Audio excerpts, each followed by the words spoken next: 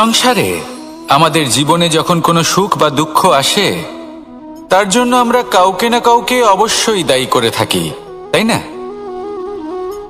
এই ব্যক্তি আমাদের সাথে এরকম কাজ করেছেন, তাই আমার সাথে এমন হলো। ওই ব্যক্তি যদি এমনটা না করতেন, তাহলে আজ আমি ওই স্থানে পৌঁছতে পারতাম। সবই আপনার দৃষ্টিভঙ্গির ওপর নির্ভরশীল, আর যদি আপনার দৃষ্টিভঙ্গি এমন হয়, তাহলে তা অনুচিত। সত্যি কথা বলতে, এই সংসারে ভিন্ন ভিন্ন ধরনের মানুষ আছে। এটা আপনার উপর নির্ভর করছে কিভাবে তাদের স্বাগত জানাবেন। একবার ভাবুন, আমি আমার দুটো হাত সামনে নিয়ে এলাম, দুটো মুঠো খুলে দিলাম। দুই প্রকারের মানুষ আসবেন, কিছু না কিছু দিয়ে যাবেন। এই মুঠো যদি আমি বন্ধ করে দিই, তাহলে না কেউ আমাকে কিছু দিতে পারবে, না আমার কিছু যাবে আসবে। নিশ্চয়ই বুঝতে পারছেন এই দুই ধরনের ব্যক্তি কারা এবং তারা কি দিয়ে যান। আমি যদি নিজের মুঠো খুলে দিই, তাহলে কিছু ভালো মানুষ আসবেন, আমাকে আনন্দ, সন্তুষ্টি, জ্ঞান প্রদান করে যাবেন, ভালো অভিজ্ঞতা দিয়ে যাবেন। কোনো খারাপ ব্যক্তি যদি আসেন, তাহলে তিনিও খারাপ অভিজ্ঞতা দেবেন, যার থেকে আমি শিক্ষা লাভ করব। এই সব কিছু আমি লাভ করতে পারি। মুঠো যদি বন্ধ করে রাখি, তাহলে আমি কিছুই পাবো না। দেখুন, এই সংসারে প্রত্যেকের জীবনে এইরকম। প্রত্যেকের জীবনে সবকিছুই আছে, ভালো খারাপ দুই মানুষই আছে। ভালো অভিজ্ঞতা আছে, খারাপ অভিজ্ঞতা আছে। নির্ভর করছে আপনার উপর যে আপনি কি করবেন। এনাদের স্বাগত কিভাবে জানাবেন, কার থেকে কি বুঝবেন, কি শিখতে পারবেন, আর কোন দৃষ্টিভঙ্গি নিয়ে অগ্রসর হবেন। এটাই নির্ধারণ করবে যে আপনার জীবন কেমন হবে। আসুন আমার সাথে ভালোবেসে বলুন, রাধা রাধা।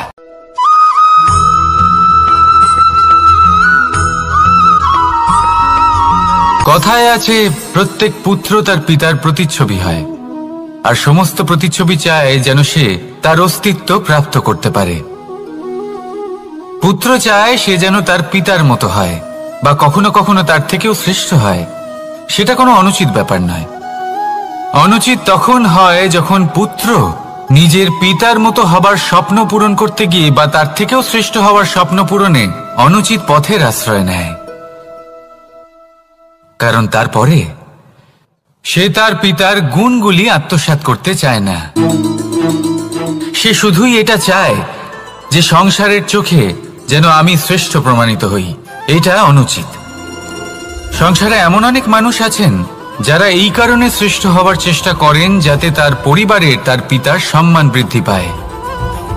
এমনও মানুষ থাকেন, আর এটাই হলো পার্থক্য উদ্দেশ্যের। মনে রাখবেন, যদি আপনার উদ্দেশ্য শুভ হয় তাহলে পথও শুভ হবে, যদি আপনার উদ্দেশ্য অশুভ হয় তাহলে পথও অশুভ হবে। তাহলে নিজের পিতার মতো হবার চেষ্টা অবশ্যই করুন, তার থেকেও শ্রেষ্ঠ হওয়ার চেষ্টা অবশ্যই করুন, কিন্তু মনে রাখবেন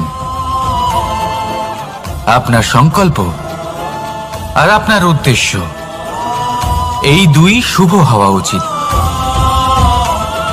তাহলে আসুন আর আমার সাথে ভালোবেসে বলুন, রাধা রাধা।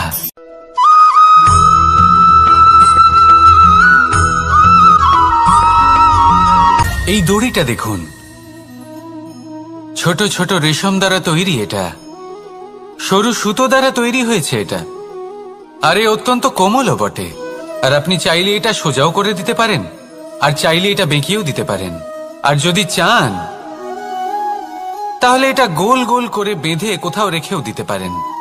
এবার এই কোমল দড়ি যদি কোনো নিষ্ঠুর কঠিন পাথরে বারংবার জড়িয়ে দেওয়া হয়, তাহলেও তাকেও কাটতে পারে, নিজের ছাপ ছেড়ে যেতে পারে, সেটার আকারও বদলে ফেলতে পারে। এবার এর কারণ কি? এর কারণ হলো অভ্যাস আর নিরন্তর প্রচেষ্টা। যদি আপনিও চেষ্টা করেন আর নিরন্তর কর্ম করে যান, তাহলে আপনার প্রারব্ধ পাথরের মতো কঠিনই হোক না কেন, তাতে ভাঙন ধরিয়েও আপনি নিজের লক্ষ্যে অবশ্যই পৌঁছতে পারবেন। একটা গুরুত্বপূর্ণ কথা মনে রাখবেন, সুকর্মের অভ্যাস আর নিরন্তর প্রয়াস, এই হলো সাফল্যের মন্ত্র। তাহলে জীবনে এই মন্ত্র আনুন আর আমার সাথে ভালোবেসে বলুন, রাধা রাধা।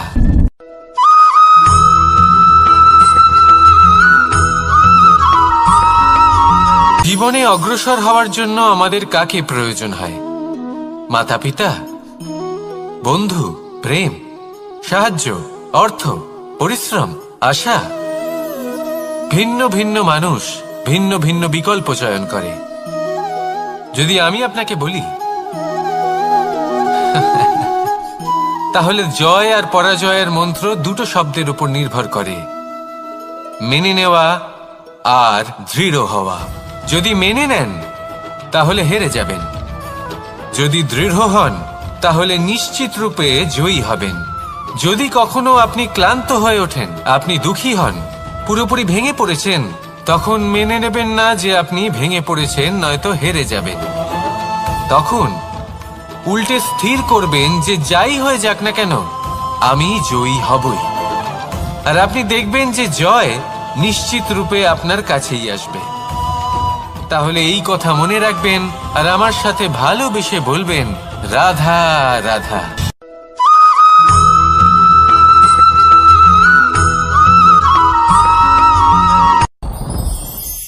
সাথী। সাথী এই শব্দটির ব্যাখ্যা কে কিভাবে করে? মিত্র, সখা, বন্ধু। কিন্তু অর্থ একটাই, তিনি যিনি আপনার সঙ্গী হন আর তিনি যার সাথী আপনি হন। এবার সব থেকে বড় প্রশ্ন হলো এটাই যে তিনি কে হতে পারেন যাকে আপনি আপনার সাথী বলে মেনে নিতে পারেন, নিজের সখা, নিজের মিত্র, নিজের বন্ধু মেনে নিতে পারেন। আপনার সাথী হলেন তিনি যিনি দুঃখের সময় আপনার পাশে থাকবেন, আপনার হাত ধরে থাকবেন। আপনার সাথী হলেন তিনি যার হাত আপনি নিজের সুখের দিনে ধরে থাকবেন। সেই সাথীরই হাত ধরুন যিনি দুঃখে সবসময় আপনাকে সাহায্য করার জন্য তৎপর হয়ে থাকেন, আপনার পাশে থাকেন, আর যাকে সুখের দিনে আপনি আপনার সাথে রাখতে পারেন। আর যখন আপনার সাথে আপনার এই সাথী থাকবে তখন আপনি এটা বুঝবেন যে যখন জীবনে দুঃখ আসে তখন এই দুঃখ কমে যায়, সবার মধ্যে ভাগ হয়ে যায়। আর যদি তখন সুখ আসে তাহলে সেটা সবার উপস্থিতিতে আরো বেড়ে যায়। এটাই হলো প্রেম, এটাই হলো ভালোবাসা, এটাই হলো সঙ্গ। যেমন সম্পর্ক আমার আর রাধার মাঝে। তাহলে আসুন আর আমার সাথে ভালোবেসে বলুন, রাধা রাধা।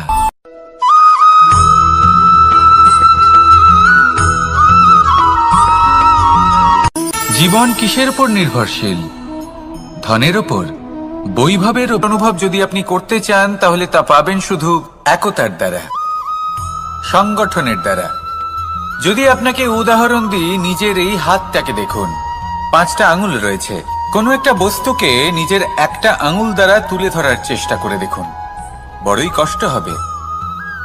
তখন আপনি বুঝতে পারবেন যখন এই 5টি আঙুল একত্রিত হয় তখন কোনো কাজ কতটা সহজ হতে পারে। এটাই হলো শক্তি একতার। সব থেকে ভালো উদাহরণ যদি আপনাকে দিই তাহলে বাঁশি। এই বাঁশি থেকে অত্যন্ত মধুর সুর নির্গত হয় যা সবার মন প্রসন্ন করে দেয়। এই কথা সত্যি, কিন্তু এই বাঁশি আমি একটা বা দুটো আঙুল দিয়ে বাজাতে পারবো না। আমাকে প্রত্যেকটা আঙুল ব্যবহার করতেই হবে, তবেই এর থেকে মধুর সুর নির্গত হবে যা সকলকে প্রসন্ন করবে, ঠিক কিনা? ঠিক এইভাবেই যদি আপনি চান যে আপনার জীবনরূপী বাঁশি থেকেও মধুর সুর নির্গত হোক বা সবার মনকে প্রসন্ন করে তুলুক, তাহলে আপনাকেও জীবনে একতা নিয়ে আসতেই হবে। আপনি একাও কর্ম করতে পারেন, পথ চলতেও পারেন, সামনেও এগোতে পারেন, সাফল্যও লাভ করতে পারেন। কিন্তু যখন সকলে একসাথে এগোবেন, সেই পথে চলবেন, সেই কর্মই করবেন, তখন লক্ষ্যে অবশ্যই পৌঁছবেন, সাফল্য অবশ্যই লাভ করবেন।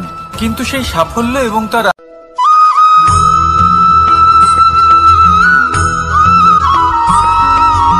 ফিরে আসছিলেন এবং তাদের ফেরার পথে হঠাৎ করে কোথাও থেকে একটি বাছুর চলে এলো। এই দুই বোন ভয়ভীত হয়ে গেলেন আর তাদের হাত থেকে সেই আটা পড়ে গেল, মাটিতে মিশে গেল।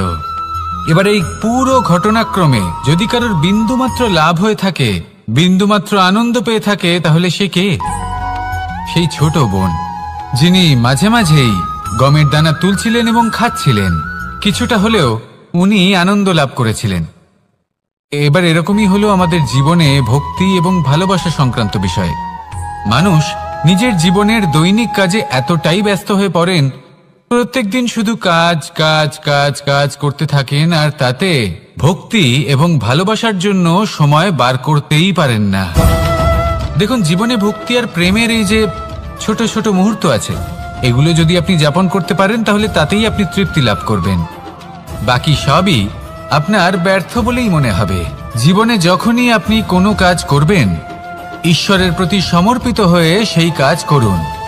আর যখনই সময় পাবেন, তাহলে সেই সময় নিজের আপনজনদের দিন। যাদের আপনি ভালোবাসেন তাদের প্রতি যত্নবান হন, তাদের শুভাকাঙ্ক্ষী হন। এই প্রেম আর ভক্তির ছোট ছোট মুহূর্তগুলো আপনার জীবনকে চরিতার্থ করে তুলবে। আসুন আমার সাথে ভালোবেসে বলুন, রাধা রাধা।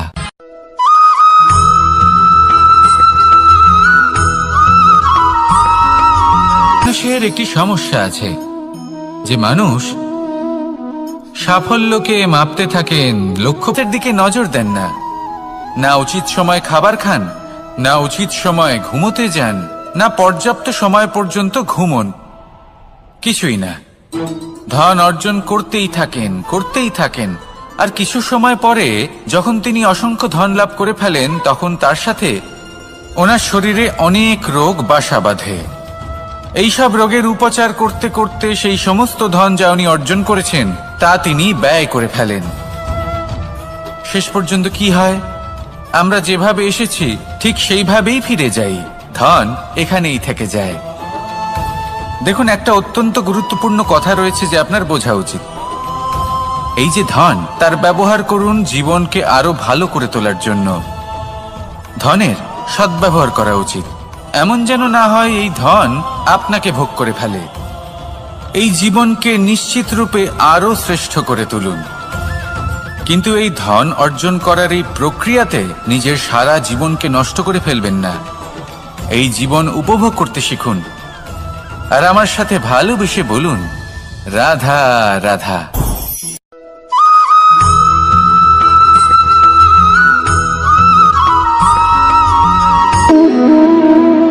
সম্পর্ক হলো আমাদের জীবনের একটি আধার। কিছু সম্পর্ক এমন যা আমরা জন্মসূত্রে লাভ করি, যেমন পরিবার, মা বাবা। কিছু সম্পর্ক আছে যা আমরা জীবনে অর্জন করে থাকি, তা সে প্রেমের হোক, স্নেহের হোক বা বন্ধুত্বের। এই সকল সম্পর্ক লাভ করার বা গড়ে তোলার 5টি ধাপ রয়েছে। প্রথম ধাপ, কোনো ব্যক্তির সাথে আলাপ হওয়া, তার সাথে কথা বলা বা তাকে দেখা। দ্বিতীয় ধাপ, সে ব্যক্তিকে আমাদের ভালো লাগা। তৃতীয় ধাপ, আমাদের এটা চাইতে শুরু করা যে জীবনে এই ব্যক্তি যেন আমাদের বন্ধু হন, আমাদের জীবনে থাকেন, বা আমাদের কাউকে ভালোবেসে ফেলা, আর এটা আমাদের ভাবা বা চাওয়া যে সেই ব্যক্তি যেন আজীবন আমার সাথে থাকেন, আমার জীবনে আমার সাথী হয়ে। চতুর্থ ধাপ, লাভ করা। এবার এই ধাপটি অনেক মানুষের পক্ষেই খুবই সরল হয়, বড়ই সরল ভাবে নিজেদের সঙ্গীকে লাভ করে থাকে। কিছু মানুষের জন্য এই ধাপ অত্যন্ত কঠিন হয়ে থাকে। অনেক প্রতিকূল পরিস্থিতির উপর জয়লাভ করে তারা সঙ্গীকে লাভ করেন, কিন্তু লাভ অবশ্যই করেন। এরপরে আসে পঞ্চম, অন্তিম এবং সব থেকে গুরুত্বপূর্ণ ধাপ। সেটা হলো সেই সম্পর্ক পালন করা। এটা হলো এমন এক বিষয় যা প্রত্যেক মানুষের শেখা উচিত। যদি ব্যক্তি নিজের জীবনে সম্পর্ক রক্ষা করতে শিখে যান, তবে প্রত্যেক সম্পর্ক তার জীবনকে স্বর্গ করে তুলবে। আসুন আর আমার সাথে ভালোবেসে বলুন, রাধা রাধা।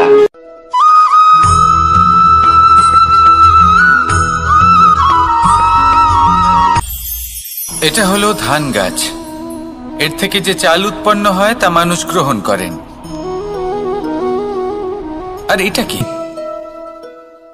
এই সংসারে আপনি কি নিয়ে তুলনা করবেন, যেখানে সূর্যদেব চন্দ্রমা দুজনেই আছেন, দুজনেই হলেন বিশেষ, দুজনেই নিজ নিজ সময়ে উদিত হন। এদের মধ্যে একজন না থাকলে তাহলে আমাদের জীবন কঠিন হয়ে পড়বে। ঠিক সেইভাবেই আপনি যদি একটা বড় রেখা অঙ্কন করেন, তাহলে অন্য রেখাটি ছোট হয়ে পড়ে না। সে তেমনই থাকে যেমনটা সে ছিল। আপনার অস্তিত্ব কখনো ছোট বা বড় হতে পারে না। শুধু তুলনা করার জন্য আপনার এটা মনে হতে পারে। যদি আপনি যুদ্ধ করতে চান, আপনার তলোয়ারের প্রয়োজন পড়বে। যদি বস্ত্র তৈরি করতে চান, এত বড় তলোয়ার দিয়ে কিছুই হবে না। তখন প্রয়োজন পড়বে একটা ছোট্ট সূচের। তাই তুলনা করবেন না, না নিজেকে ছোট মনে করবেন, না অন্য কাউকে। সবার সাথে সহযোগিতা করুন, আর যদি তুলনা করতেই হয় নিজের সাথে করুন, যে কাল আমি কেমন ব্যক্তি ছিলাম, আজ কি তার থেকে শ্রেষ্ঠ হয়ে উঠতে পেরেছি। ভেবে দেখুন ভবিষ্যতে গিয়ে আপনি কতটা শ্রেষ্ঠ ব্যক্তি হতে পারেন। আসুন আমার সাথে ভালোবেসে বলুন, রাধা রাধা।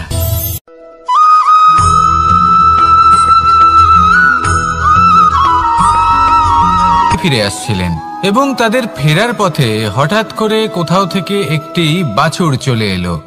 এই দুই বোন ভয়ভীত হয়ে গেলেন, আর তাদের হাত থেকে সেই আটা পড়ে গেল, মাটিতে মিশে গেল। এবার এই পুরো ঘটনাক্রমে যদি কারোর বিন্দুমাত্র লাভ হয়ে থাকে, বিন্দুমাত্র আনন্দ পেয়ে থাকে, তাহলে সে কে? সেই ছোট বোন, যিনি মাঝে মাঝেই গমের দানা তুলছিলেন এবং খাচ্ছিলেন। কিছুটা হলেও উনি আনন্দ লাভ করেছিলেন।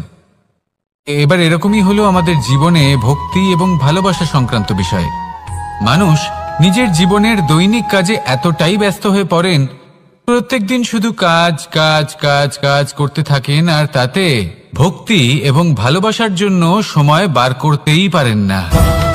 দেখুন, জীবনে ভক্তি আর প্রেমের এই যে ছোট ছোট মুহূর্ত আছে, এগুলো যদি আপনি যাপন করতে পারেন, তাহলে তাতেই আপনি তৃপ্তি লাভ করবেন। বাকি সবই আপনার ব্যর্থ বলেই মনে হবে। জীবনে যখনই আপনি কোনো কাজ করবেন, ঈশ্বরের প্রতি সমর্পিত হয়ে সেই কাজ করুন।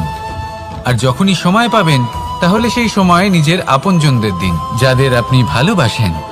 তাদের প্রতি যত্নবান হন, তাদের শুভাকাঙ্ক্ষী হন।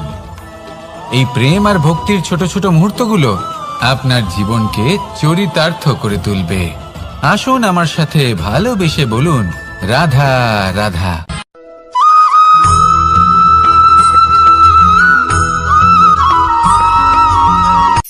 এই সংসারে সাফল্য লাভ করার জন্য জ্ঞানের প্রয়োজন হয়, পরিশ্রমের প্রয়োজন হয়, দৃঢ় নিষ্ঠার প্রয়োজন হয়, নিরন্তর চেষ্টা করা প্রয়োজনীয়।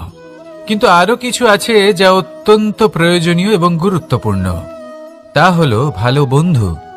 তাদের থাকা অত্যন্ত প্রয়োজনীয়। যদি ভালো বন্ধু থাকে, তাহলে সময় এলে তারা ঢাল হয়ে আপনাকে সুরক্ষা করবেন। সময় এলে অস্ত্রের মতো শত্রুকে সংহারও করবেন। যদি তিনি জ্ঞানী হন, তাদের মধ্যে সদ্গুণ থাকে, তাহলে এই সব গুণ আপনার মধ্যেও প্রবেশ করবে। তাহলে সাফল্যের জন্য ভালো বন্ধু পাওয়া অত্যন্ত প্রয়োজনীয়। কিন্তু শুধু বন্ধু কেন, ভালো শত্রুও থাকা প্রয়োজনীয়। এবার আপনি ভাববেন, আমি কি বললাম? যদি আপনার জীবনেও ভালো অর্থাৎ শক্তিশালী শত্রু থাকে, তাহলে আপনিও শক্তিশালী হতে থাকবেন। এই শত্রু আপনাকে প্রেরিত করবে আরো বেশি শক্তিশালী হয়ে ওঠার। কখনো কোনো হরিণকে দেখুন, তীব্র গতিতে দৌড়তে থাকে। কেন তীব্র গতিতে দৌড়য়? এই কারণে নয় যে কোথাও তার জন্য মধুর ঘাস অপেক্ষা করে রয়েছে, না। সে এই কারণে তীব্র গতিতে দৌড়য় কারণ সেটা না করলে তার পেছনে একটি সিংহ আছে যে ওকে নিজের ভোজন করে ফেলবে। তাই জীবনে বিপদ, সংকট, এই সবকিছুও হলো অত্যন্ত গুরুত্বপূর্ণ।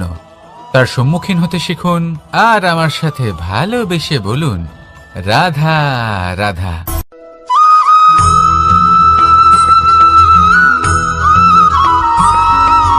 জীবনে অগ্রসর হওয়ার জন্য আমাদের কাজ আর দৃঢ় হওয়া।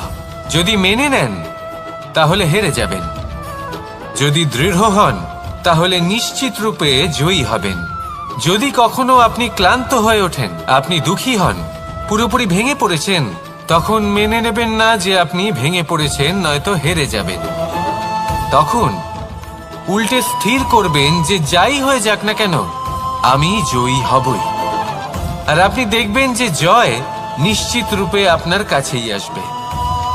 তাহলে এই কথা মনে রাখবেন, আর আমার সাথে ভালোবেসে বলবেন, রাধা রাধা।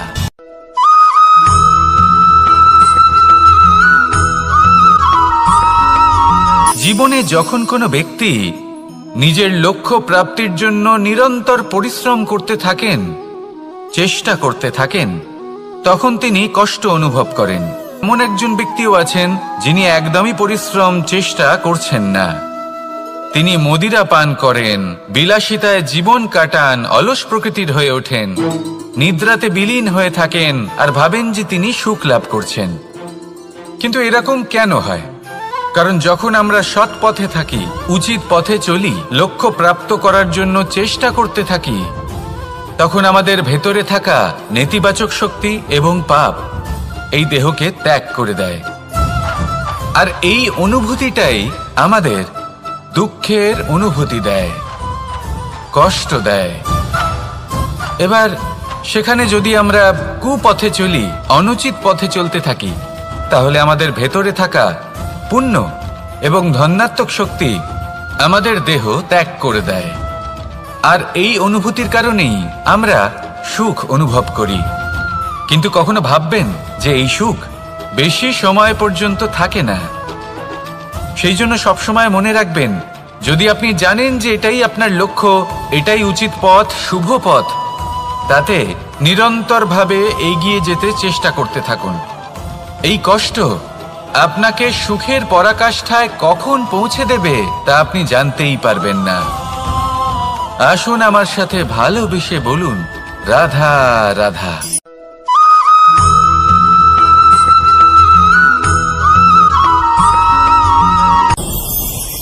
ভয়ের সাথে আমরা সবাই পরিচিত, কষ্টও আমরা সবাই পেয়েছি। কখনো কখনো আমরা অসুস্থ হয়ে পড়ি, আর এমন সময় হলে মাতার মমতা, কখনো বাবার স্নেহ, কখনো বন্ধুদের পাশে থাকার অনুভূতি আমাদের রোগ নিরাময়ে সাহায্য করে। কখনো যদি আমরা নিরাশ হয়ে পড়ি, তখন যদি আমাদের কোনো আপনজন আমাদের দুটো ভালো কথা বলে, তখন আমাদের মনোবল বেড়ে যায়। ঠিক তেমন সংসারের এই রঙ্গমঞ্চে যদি আপনি পীড়িত অনুভব করেন, কিছু শুভ কথা আলোচনা করুন, কিছু স্তুতি গান করুন, কিছু মুহূর্তের জন্য হলেও নিজের ইষ্টদেবের কথা স্মরণ করুন আর প্রার্থনা করুন। সাহস বাড়বে, শক্তিও বৃদ্ধি পাবে এবং সামনে এগিয়ে চলার পথও দেখতে পাবেন। তখন এই মন প্রসন্ন হয়ে বলবে, রাধা রাধা।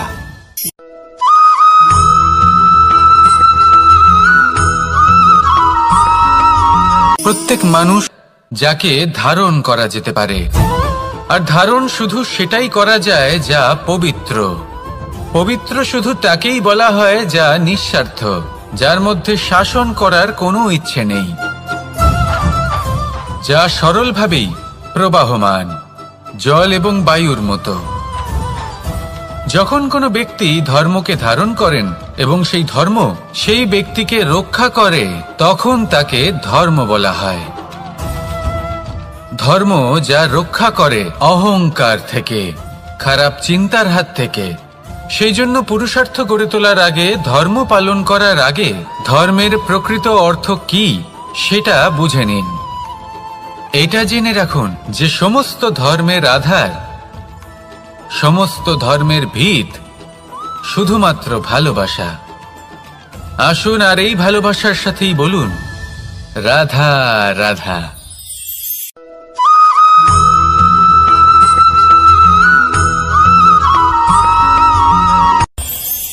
এই সংসারে আমরা প্রকাশ কোথা থেকে পাই?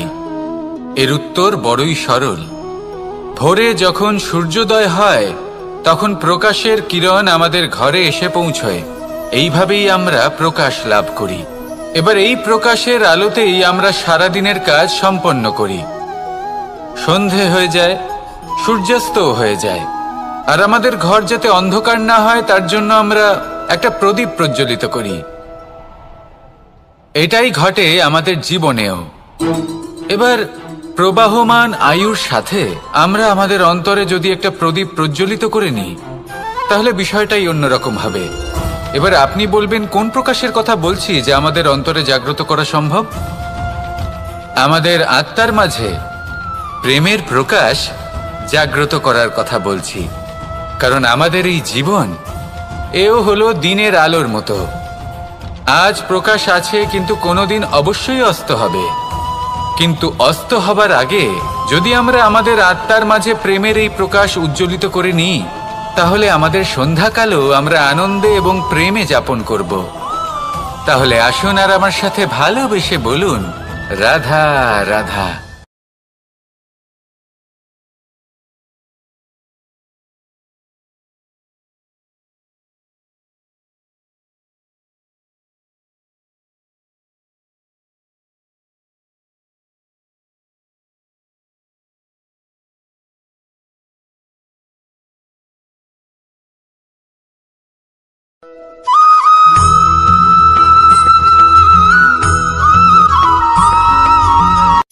সংসারে আমাদের জীবনে যখন কোনো সুখ বা দুঃখ আসে, তার জন্য আমরা কাউকে না কাউকে অবশ্যই দায়ী করে থাকি, তাই না?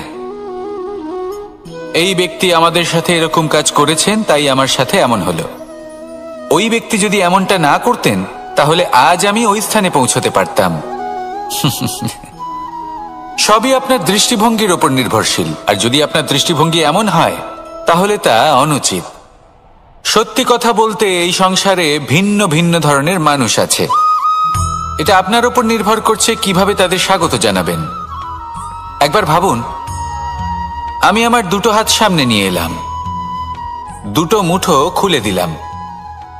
দুই প্রকারের মানুষ আসবেন, কিছু না কিছু দিয়ে যাবেন। এই মুঠো যদি আমি বন্ধ করে দিই, তাহলে না কেউ আমাকে কিছু দিতে পারবে, না আমার কিছু যাবে আসবে। নিশ্চয়ই বুঝতে পারছেন এই দুই ধরনের ব্যক্তি কারা এবং তারা কি দিয়ে যান। আমি যদি নিজের মুঠো খুলে দিই, তাহলে কিছু ভালো মানুষ আসবেন, আমাকে আনন্দ, সন্তুষ্টি, জ্ঞান প্রদান করে যাবেন, ভালো অভিজ্ঞতা দিয়ে যাবেন। কোনো খারাপ ব্যক্তি যদি আসেন, তাহলে তিনিও খারাপ অভিজ্ঞতা দেবেন, যার থেকে আমি শিক্ষা লাভ করব। এই সব কিছু আমি লাভ করতে পারি। মুঠো যদি বন্ধ করে রাখি, তাহলে আমি কিছুই পাবো না। দেখুন, এই সংসারে প্রত্যেকের জীবনে এইরকম।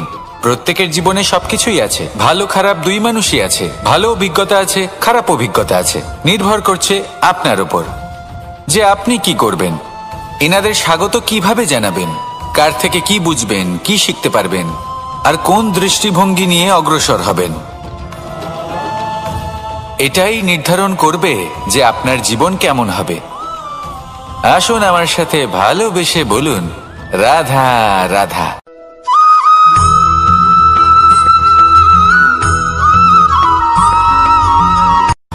শুধু ওনাদের কঠোর ব্যবহার দেখলে আমরা একটু ভয় পেয়ে যাই। এবার ওনাদের এই কঠোর ব্যবহার আমাদের ভালো না লাগলেও অত্যন্ত আবশ্যক, কারণ মাতার থেকে আমরা যে শক্তি লাভ করি তা যেন নিয়ন্ত্রণ হারিয়ে বিধ্বংসী না হয়ে ওঠে। আমরা যেন কোনো কুপথে না চলে যাই, আমরা কখনো যেন দোষ না করে ফেলি। শুধু সেই জন্য পিতা এবং গুরু একটু কঠোর হয়ে ওঠেন, এবং ওনাদের এই কঠোর আচরণ ভবিষ্যতে গিয়ে আমরা অবশ্যই বুঝতে পারি। জীবনে কিছু বছর আমরা এগিয়ে যাই, আর তারপর আমরা বুঝতে পারি যে বাবা এবং গুরু আমাদের যথেষ্ট ভালোবাসতেন, কিন্তু ওনাদের ভালোবাসার বহিঃপ্রকাশ আলাদা। প্রয়োজনীয় হলো এটা দেখার, এটা বোঝার যে শুরু থেকে আমাদের প্রতি ওনাদের আচরণ কেমন ছিল। ওনাদের কঠোর হওয়ার পেছনে ওনাদের ভালোবাসাটা বোঝার চেষ্টা করুন, ওনাদের চিন্তাটা বোঝার চেষ্টা করুন, ওনাদের পথপ্রদর্শনের আড়ালে আপনার ভবিষ্যতের জন্য যে পরিকল্পনা ওনারা করেছেন সেটা বোঝার চেষ্টা করুন। তখন আপনারা বুঝতে পারবেন ওনাদের ভালোবাসাকে।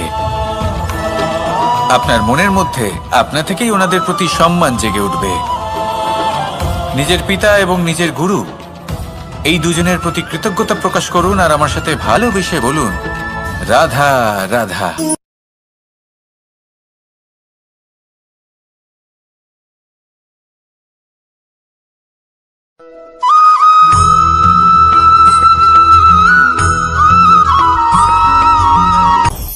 আপনি কখনো পর্বতের শিখরে উঠেছেন? আপনি দেখতে পাবেন পর্বতের পদতলে প্রচুর সুন্দর ফুল রয়েছে, সবুজ বনানী রয়েছে।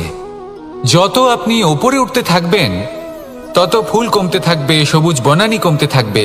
আরো কিছুটা ওপরে উঠলে কাঁটা জাতীয় গাছ দেখতে পাবেন, শুকনো গাছ দেখতে পাবেন।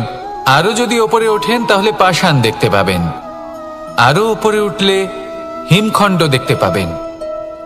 এই যে পর্বত, তা মনুষ্য জীবনের সবথেকে উত্তম উদাহরণ।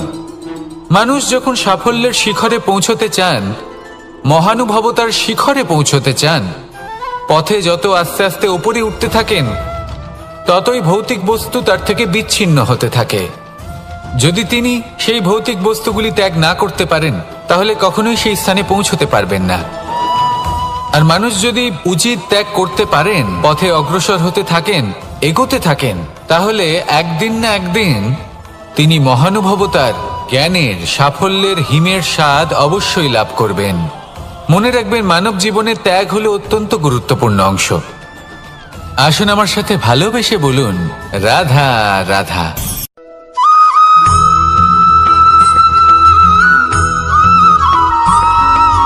মানুষের একটি সমস্যা আছে যে মানুষ সাফল্যকে আমার কাছে নেই, এই তুলনা করার জন্য ওনারা দুঃখী হয়ে পড়েন, নিরাশ হয়ে পড়েন। তাই আমি একটা প্রশ্ন করছি যে এটা কি উচিত?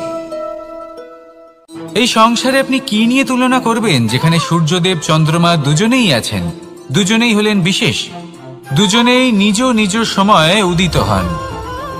এদের মধ্যে একজন না থাকলে তাহলে আমাদের জীবন কঠিন হয়ে পড়বে।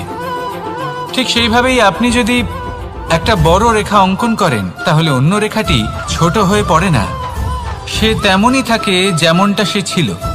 আপনার অস্তিত্ব কখনো ছোট বা বড় হতে পারে না। শুধু তুলনা করার জন্য আপনার এটা মনে হতে পারে। যদি আপনি যুদ্ধ করতে চান, আপনার তলোয়ারের প্রয়োজন পড়বে।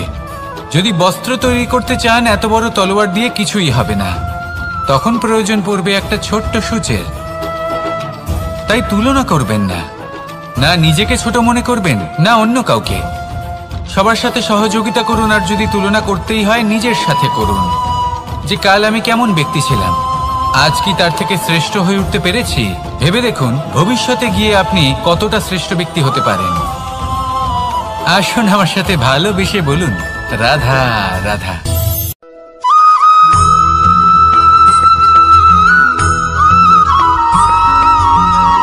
জীবন কিসের উপর নির্ভরশীল? ধনের ওপর, বৈভবের অনুভব পারবেন যখন এই 5টি আঙুল একত্রিত হয়, তখন কোনো কাজ কতটা সহজ হতে পারে। এটাই হলো শক্তি, একতার। সব থেকে ভালো উদাহরণ যদি আপনাকে দিই, তাহলে বাঁশি। এই বাঁশি থেকে অত্যন্ত মধুর সুর নির্গত হয়, যা সবার মন প্রসন্ন করে দেয়। এই কথা সত্যি। কিন্তু এই বাঁশি আমি একটা বা দুটো আঙুল দিয়ে বাজাতে পারবো না। আমাকে প্রত্যেকটা আঙুল ব্যবহার করতেই হবে, তবেই এর থেকে মধুর সুর নির্গত হবে, যা সকলকে প্রসন্ন করবে। ঠিক কিনা?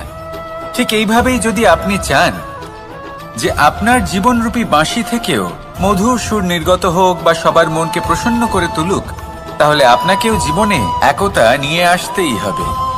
আপনি একাও কর্ম করতে পারেন, পথ চলতেও পারেন, সামনেও এগোতে পারেন, সাফল্যও লাভ করতে পারেন। কিন্তু যখন সকলে একসাথে এগোবেন, সেই পথে চলবেন, সেই কর্মই করবেন, তখন লক্ষ্যে অবশ্যই পৌঁছবেন, সাফল্য অবশ্যই লাভ করবেন। কিন্তু সেই সাফল্য এবং তার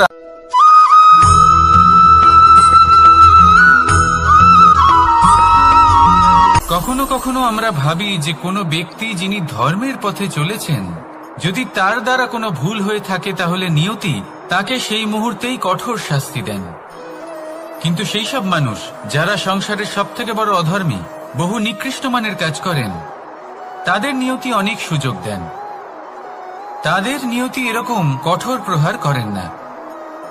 এই ভাবনা কখনো না কখনো মনে আসেই। ভেবে দেখুন কেন? আসলে জীবনকে বেশিরভাগ মানুষ একভাবেই দেখে থাকেন, বিভিন্ন স্তরে একে দেখা উচিত। এবার আপনি বলুন, এই সংসারে কোনো অধর্মী কখনো প্রেরণার উৎস হতে পারেন? কখনোই নয়। যে মানুষ নিজের আত্মাকে মলিন করে ফেলেছেন, তিনি এই সংসারকে কিভাবে প্রেরণা যোগাবেন? উনি নিজেই বুঝতে পারেন না কোনটা করা উচিত, ধর্ম কোনটা। তাই নিয়তি তাকে একটা সুযোগ দেন, এটা বোঝার সুযোগ দেন যে কোনটা উচিত, কোনটা ধর্ম। সুযোগ দেন নিজের বিবেক জাগিয়ে তোলার, তাকে সুযোগ দেন নিজের অন্তরাত্মার ডাক শোনার। যখন তাতেও কাজ হয় না, তখন নিয়তির কাছে একটাই পথ বাকি থাকে, আর তা হল মহাবিনাশ। মহাবিনাশ হয়তো দেরিতেই আসতে পারে, কিন্তু তা অবশ্যই আসবে। আর যখন মহাবিনাশ আসে তখন মহাবিনাশের যন্ত্রণা সমগ্র মানব জীবনের যন্ত্রণার থেকে অনেক বেশি হয়। এই কথাটা সবসময় মনে রাখবেন। আর অন্যদিকে যে মানুষ ধর্মের পথে চলছেন তার দ্বারা যদি কোনো ভুল হয়ে থাকে তখন নিয়তি তার পরীক্ষা নেন। কিছুক্ষণের জন্য মানুষের মনে হতে পারে নিয়তি তাকে কঠোর শাস্তি দিয়েছেন,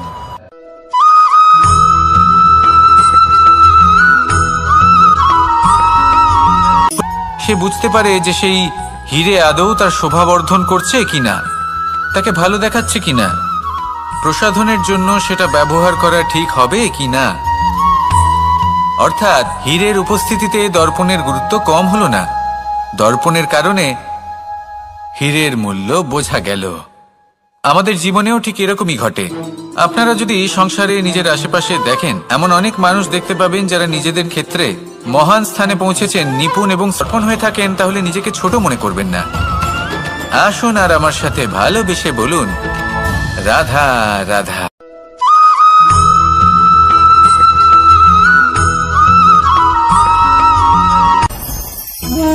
ভোজন। এবার ভোজন সংগ্রহ করার জন্য মানুষ কি না করেন, সবসময় চেষ্টা করতে থাকেন। ফসল উৎপাদনের জন্য অনেক পরিশ্রম করতে থাকেন, কিন্তু অনেক সময় অনেক পরিশ্রম করার পরেও ফসল ভালো উৎপাদন হয় না। এর কারণ কি? কারণ হলো এটাই যে আপনি পরিশ্রম হয়তো অনেক করেছেন, কিন্তু আপনার নজর তো সেই বীজের দিকে ছিলই না যা আপনি রোপণ করেছেন। সেই জন্য সবসময় কোনো বীজ রোপণ করার আগে তাকে পরখ করে দেখুন, তা অত্যন্ত আবশ্যক। আর সেইভাবেই যখনই কোনো কর্মের প্রশ্ন আসে, তাহলে সেখানে শুধুমাত্র পরিশ্রম যথেষ্ট নয়, সেই কাজের প্রতি আপনার কর্তব্য কি, আপনার উদ্দেশ্য কি, সেটা জানা হলো অত্যন্ত গুরুত্বপূর্ণ। তাই কর্ম করুন, কিন্তু সেই কর্মের প্রতি আপনার যা উদ্দেশ্য তার মাহাত্ম্য বুঝতে চেষ্টা করুন। তাহলে আসুন আমার সাথে ভালোবেসে বলুন, রাধা রাধা।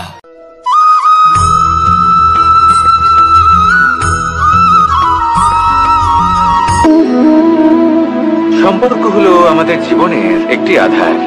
কিছু সম্পর্ক এমন যা আমরা জন্মসূত্রে লাভ করি, যেমন পরিবার, মা, বাবা। কিছু সম্পর্ক আছে যা আমরা জীবনে অর্জন করে থাকি, তা সে প্রেমের হোক, স্নেহের হোক বা বন্ধুত্বের। এই সকল সম্পর্ক লাভ করার বা গড়ে তোলার 5টি ধাপ রয়েছে। প্রথম ধাপ, কোনো ব্যক্তির সাথে আলাপ হওয়া, তার সাথে কথা বলা বা তাকে দেখা। দ্বিতীয় ধাপ, সে ব্যক্তিকে আমাদের ভালো লাগা। তৃতীয় ধাপ,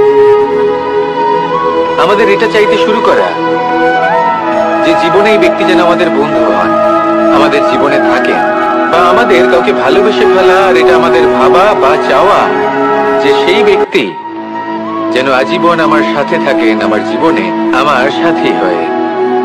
চতুর্থ ধাপ, লাভ করা।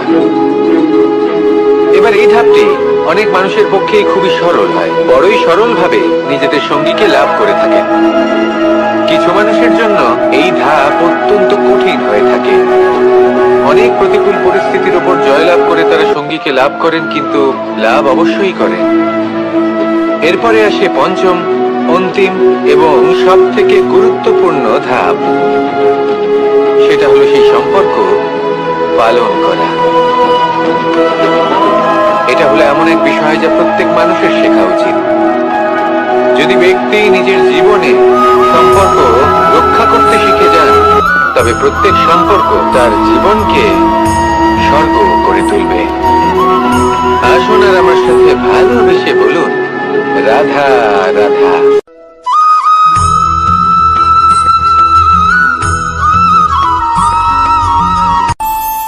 আমাদের মনে যখন কোনো প্রশ্ন ওঠে, কোনো দ্বন্দ্ব জাগে, তখন আমরা যাই আমাদের গুরুর কাছে, আমাদের আরাধ্যের কাছে গিয়ে জিজ্ঞেস করি। এইভাবেই একদিন আমি পৌঁছলাম আমার আরাধ্যের কাছে, আমার মহাদেবের কাছে। আর ওনাকে প্রময় কোনটা? মহাদেব হাসলেন আর উনি বললেন, জীবনে উৎসব পালনের সবথেকে শ্রেষ্ঠ দিন হল মৃত্যুর ঠিক আগের দিনটা। প্রেম ভাগ করে নেওয়ার সবথেকে শ্রেষ্ঠ মুহূর্ত হল মৃত্যুর ঠিক আগের মুহূর্ত। জীবনকে উপভোগ করে নেওয়ার সর্বশ্রেষ্ঠ প্রহর হল মৃত্যুর এক প্রহর পূর্বে। তখন আমি চমকে গেলাম। আমি বললাম, কিন্তু মহাদেব, মৃত্যু তো অনিশ্চিত, আমরা জানিও না কবে আমাদের মৃত্যু হবে। মহাদেব আবার হাসলেন। উনি বললেন যে যদি আমরা এভাবে জীবন কাটাই যে আমরা জীবনের প্রত্যেক দিন, প্রত্যেক মুহূর্ত, প্রত্যেক প্রহর শেষ বলে মনে করি, তাহলে আমাদের সমস্ত জীবন আনন্দের সাথেই অতিবাহিত হবে। কি বলেন?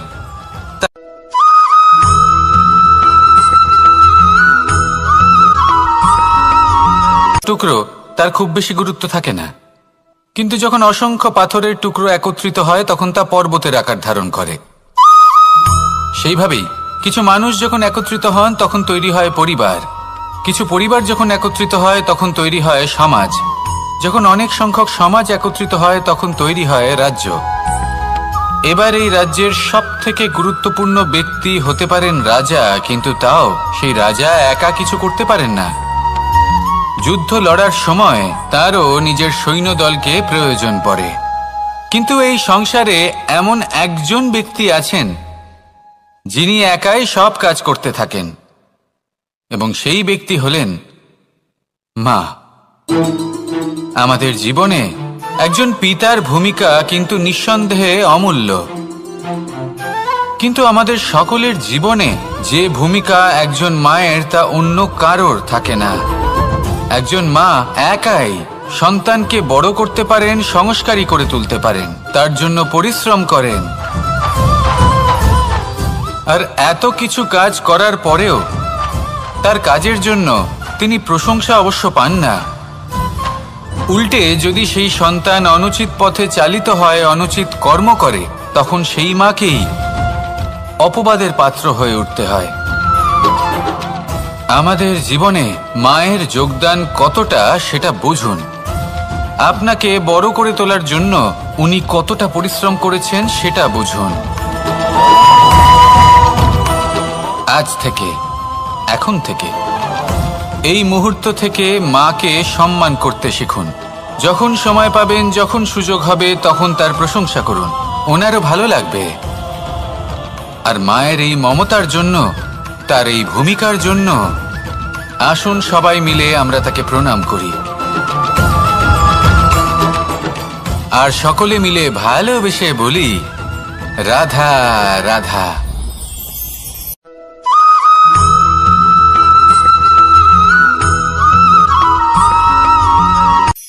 এই সংসারে সাফল্য লাভ করার জন্য জ্ঞানের প্রয়োজন হয়, পরিশ্রমের প্রয়োজন হয়, দৃঢ় নিষ্ঠার প্রয়োজন হয়, নিরন্তর চেষ্টা করা প্রয়োজনীয়। কিন্তু আরো কিছু আছে যা অত্যন্ত প্রয়োজনীয় এবং গুরুত্বপূর্ণ। তা হলো ভালো বন্ধু। তাদের থাকা অত্যন্ত প্রয়োজনীয়। যদি ভালো বন্ধু থাকে তাহলে সময় এলে তারা ঢাল হয়ে আপনাকে সুরক্ষা করবেন। সময় এলে অস্ত্রের মতো শত্রুকে সংহারও করবেন। যদি তিনি জ্ঞানী হন, তাদের মধ্যে সদ্গুণ থাকে, তাহলে এই সব গুণ আপনার মধ্যেও প্রবেশ করবে। তাহলে সাফল্যের জন্য ভালো বন্ধু পাওয়া অত্যন্ত প্রয়োজনীয়।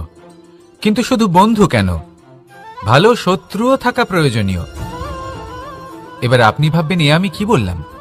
যদি আপনার জীবনেও ভালো অর্থাৎ শক্তিশালী শত্রু থাকে, তাহলে আপনিও শক্তিশালী হতে থাকবেন। এই শত্রু আপনাকে প্রেরিত করবে আরো বেশি শক্তিশালী হয়ে ওঠার। কখনো কোনো হরিণকে দেখুন, তীব্র গতিতে দৌড়তে থাকে। কেন তীব্র গতিতে দৌড়য়? এই কারণে নয় যে কোথাও তার জন্য মধুর ঘাস অপেক্ষা করে রয়েছে, না। সে এই কারণে তীব্র গতিতে দৌড়য় কারণ সেটা না করলে তার পেছনে একটি সিংহ আছে যে ওকে নিজের ভোজন করে ফেলবে। তাই জীবনে বিপদ, সংকট, এই সবকিছুও হলো অত্যন্ত গুরুত্বপূর্ণ। তার সম্মুখীন হতে শিখুন আর আমার সাথে ভালোবেসে বলুন, রাধা রাধা।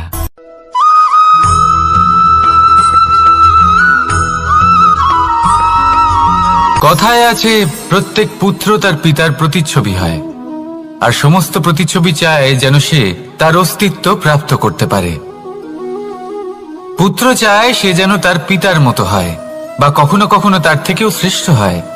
সেটা কোনো অনুচিত ব্যাপার নয়।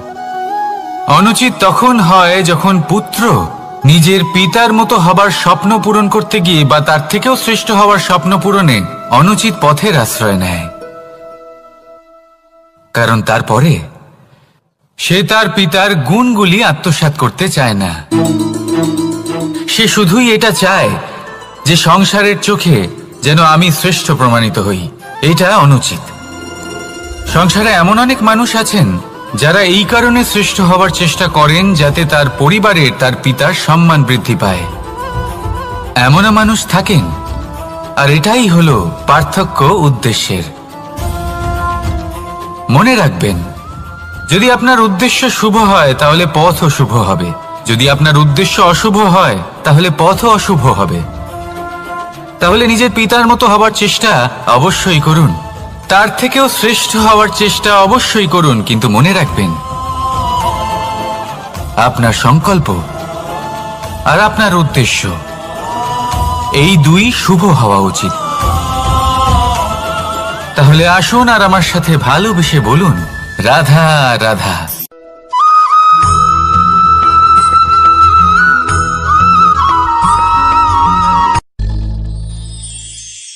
শিশিরের বিন্দু পাতার ওপর পড়ে আর তার গায়ে লেগে থাকে। পাতা তাকে শুষে নিতে পারে না, আর শেষ পর্যন্ত সে ঝরে পড়ে যায়। অন্যদিকে রয়েছে মেঘ এবং চাতক। এদের মধ্যে অনেক দূরত্ব থাকে। মেঘ থাকে আকাশে আর চাতক থাকে ধরিত্রীতে। কিন্তু যখন এই মেঘ থেকে বৃষ্টি ঝরে পড়ে, এই চাতক কিন্তু সেই জলই পান করে, নয়তো সে তৃষ্ণার্ত থেকে যায়। এবার অন্যদিকে দেখলাম শিশির বিন্দু আর পাতার এই সম্পর্ক। এরা খুব কাছাকাছি থাকে, ঘনিষ্ঠও থাকে। অন্যদিকে রয়েছে মেঘ এবং চাতকের সম্পর্ক, যাদের মধ্যে অনেক দূরত্ব থাকা সত্ত্বেও তারা খুব ঘনিষ্ঠ, তাই না? এই সারমর্ম খুব সরল। এই নৈকট্য, এই দূরত্ব, তা আপনার সম্পর্কে প্রভাব কিছুতেই ফেলতে পারে না। এই নৈকট্য, এই দূরত্ব, এইসব হলো শুধুমাত্র মনের ব্যাপার। কখনো আপনি অনুভব করেছেন আপনি কারোর থেকে অনেক অনেক দূরে আছেন, অনেক দূরে আছেন, তাও সেই ব্যক্তির প্রতি আপনি টান অনুভব করেন। সেখানে আপনি কারোর সাথে প্রত্যেক দিন অতিবাহিত করেন, সমস্ত জীবন অতিবাহিত করেন, সব থেকে বেশি সময় তার সাথে অতিবাহিত করেন, তাও তার প্রতি সেই টান অনুভব করেন না। এই সংকেত হলো মনের দূরত্বের। তাহলে মনের এই দূরত্ব দূর করুন আর আমার সাথে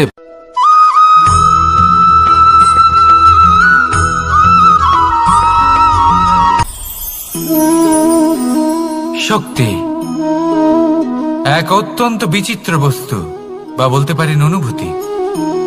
পিতা সবসময় চান যেন তিনি তার শক্তি পুত্রকে। আসুন আপনাকে সহজে বোঝাই। যদি আপনি সুপাত্র হন আর আপনাকে শক্তি দেওয়া হয়, তাহলে আপনি সেই শক্তির গুরুত্ব বুঝবেন, কোথায় সেই শক্তি প্রয়োগ করা উচিত সেটা বুঝবেন। আর এটা যেহেতু অর্জন করা শক্তি হবে, সেই শক্তির অপব্যবহার হবে না। কিন্তু যদি এই আপনি কুপাত্র হন আর যদি আপনাকে এই শক্তি দেওয়া হয়, তাহলে কি হবে? দেখতে গেলে এই শক্তি আপনি দান হিসেবে পেয়েছেন, তাই না আপনি এই শক্তির গুরুত্ব বুঝবেন আর না এর প্রয়োগ আপনি জানবেন। তার অপব্যবহার হওয়া সুনিশ্চিত। তাই যদি আপনি কোনো শক্তি অর্জন করতে চান, তাহলে আগে তার যোগ্য হয়ে উঠুন। পুত্র নয়, পাত্র হয়ে উঠুন। আর আমার সাথে ভালোবেসে বলুন, রাধা রাধা।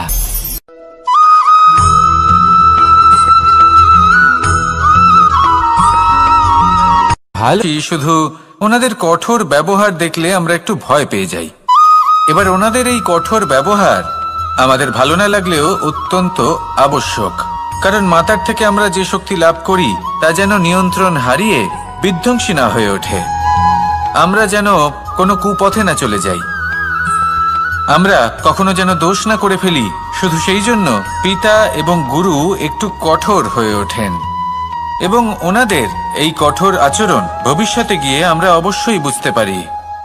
জীবনে কিছু বছর আমরা এগিয়ে যাই আর তারপর আমরা বুঝতে পারি যে বাবা এবং গুরু আমাদের যথেষ্ট ভালোবাসতেন, কিন্তু ওনাদের ভালোবাসার বহিঃপ্রকাশ আলাদা। প্রয়োজনীয় হলো এটা দেখার, এটা বোঝার যে শুরু থেকে আমাদের প্রতি ওনাদের আচরণ কেমন ছিল।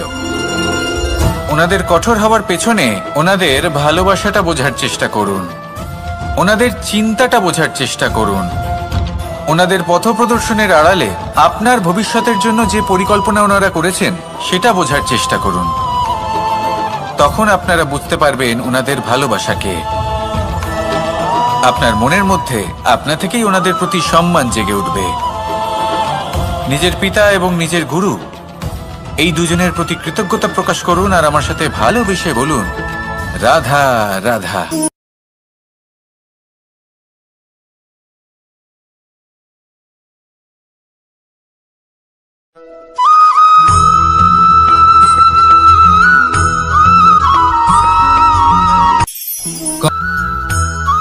এবার এই সুতোকে ব্যবহারযোগ্য করে তোলার জন্য এই কিটগুলিকে এই কবচের সাথেই ফুটন্ত জলে ফেলে দেওয়া হয়।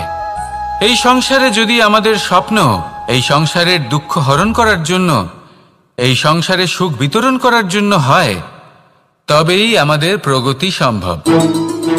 যদি আমাদের এই স্বপ্ন শুধুই আমাদের এবং আমাদের স্বার্থ সিদ্ধির জন্য হয়, তাহলে এই স্বপ্ন আমাদের অন্ধ করে দেবে, আমাদের অন্ধকারের পথে নিয়ে যাবে আর আমরাও সেই কীটের মতো হয়ে যাব। নিজেদেরই মায়াজালে আমরা নিজেই ফেঁসে যাব, আর শেষে আমরা যদি কিছু লাভ করি তা হবে একাকিত্ব, অন্ধকারময় মৃত্যু। তাই স্বপ্ন অবশ্যই দেখুন, কিন্তু এমনভাবে স্বপ্ন দেখবেন না যে তার এই বন্দিগৃহে আপনি নিজেই ফেঁসে গেলেন। স্বপ্ন দেখুন পরোপকারে।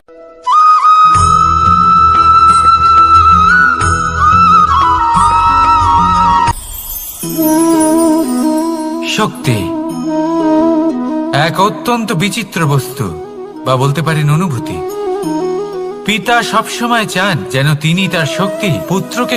আসুন আপনাকে সহজে বোঝাই।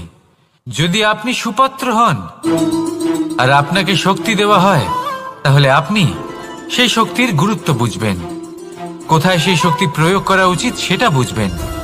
আর এটা যেহেতু অর্জন করা শক্তি হবে, সেই শক্তির অপব্যবহার হবে না। কিন্তু যদি এই আপনি কুপাত্র হন আর যদি আপনাকে এই শক্তি দেওয়া হয়, তাহলে কি হবে? দেখতে গেলে এই শক্তি আপনি দান হিসেবে পেয়েছেন, তাই না আপনি এই শক্তির গুরুত্ব বুঝবেন আর না এর প্রয়োগ আপনি জানবেন। তার অপব্যবহার হওয়া সুনিশ্চিত। তাই যদি আপনি কোনো শক্তি অর্জন করতে চান, তাহলে আগে তার যোগ্য হয়ে উঠুন, পুত্র নয় পাত্র হয়ে উঠুন। আর আমার সাথে ভালোবেসে বলুন, রাধা রাধা।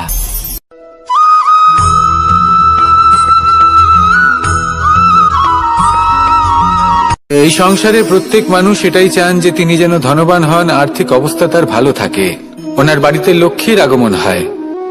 সারা দিন পরিশ্রম করেন, তিনি কেন ধনী হন না? অনেকজন বিদ্বান মানুষ আছেন এই সংসারে, তারা কেন ধনবান হন না? অনেক সংখ্যক বলশালী ব্যক্তি আছেন, তাদের কাছে ধন নেই কেন? তাদের কেন ধনের অভাব হয়? আবার এমনও কিছু মানুষ আছেন যারা পরিশ্রম করেন, তারা দিনমজুর, কিন্তু তারা ধন অর্জন করতে পারেন। কিছু বিদ্বান ব্যক্তি আছেন যাদের কাছে অধিক মাত্রায় ধন রয়েছে। কয়েকজন বলশালী ব্যক্তি রয়েছেন যাদের কাছে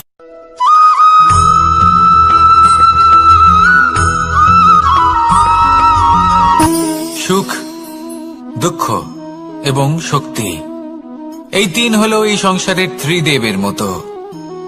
আমাদের জীবনে যা কিছু ঘটছে এই তিনটির ভিত্তির উপরেই হচ্ছে। আসলে এই সংসারের একটা নিয়ম আছে, যখনই আপনি কিছু লাভ করেন, এই সংসার আপনার পরীক্ষা নেয়। এটা জানার জন্য আপনার পরীক্ষা নেয় যে আপনি যা কিছুই লাভ করেছেন, আপনি কি আদৌ সেটার যোগ্য কিনা। ঠিক সেইভাবেই এই সুখ, দুঃখ এবং তার খুব বেশি গুরুত্ব থাকে না, কিন্তু যখন অসংখ্য পাথরের টুকরো একত্রিত হয় তখন তা পর্বতের আকার ধারণ করে। সেইভাবেই কিছু মানুষ যখন একত্রিত হন তখন তৈরি হয় পরিবার, কিছু পরিবার যখন একত্রিত হয় তখন তৈরি হয় সমাজ, যখন অনেক সংখ্যক সমাজ একত্রিত হয় তখন তৈরি হয় রাজ্য। এবার এই রাজ্যের সবথেকে গুরুত্বপূর্ণ ব্যক্তি হতে পারেন রাজা, কিন্তু তাও সেই রাজা একা কিছু করতে পারেন না। যুদ্ধ লড়ার সময় তারও নিজের সৈন্যদলকে প্রয়োজন পড়ে।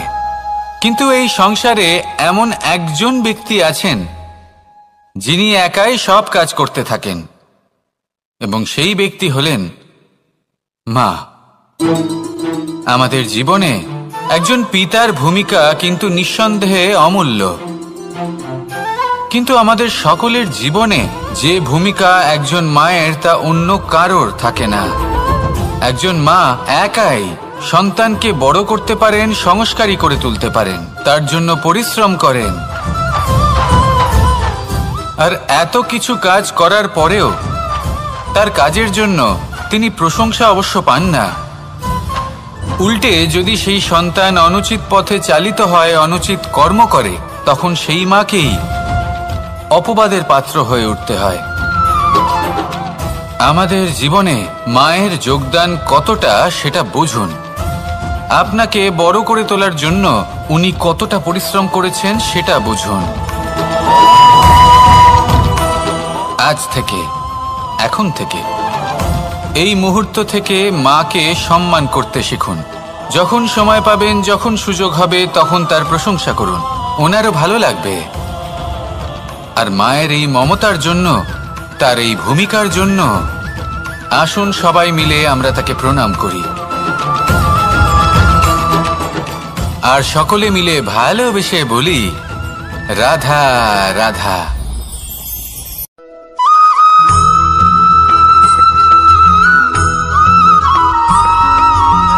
এই সংসারের সবথেকে গুরুত্বপূর্ণ তত্ত্ব কোনটা? প্রথম হলো সময়।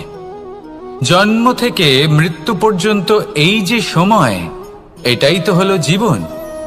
দ্বিতীয় হলো জীবন, যাতে আমরা সময়ের সদ্ব্যবহার করি, শ্রেষ্ঠ থেকে শ্রেষ্ঠতর কাজ করার চেষ্টা করি।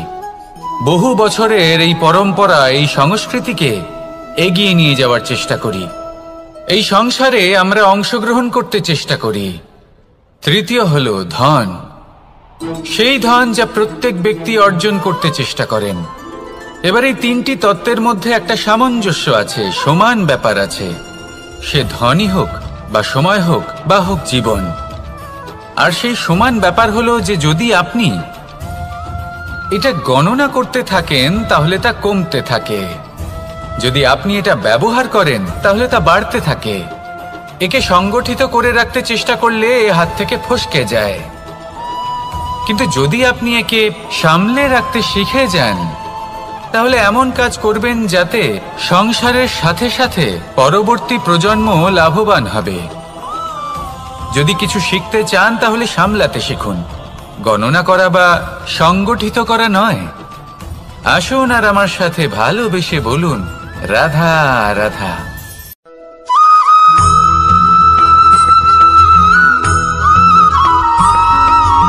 কথায় আছে, প্রত্যেক পুত্র তার পিতার প্রতিচ্ছবি হয়, আর সমস্ত প্রতিচ্ছবি চায় যেন সে তার অস্তিত্ব প্রাপ্ত করতে পারে।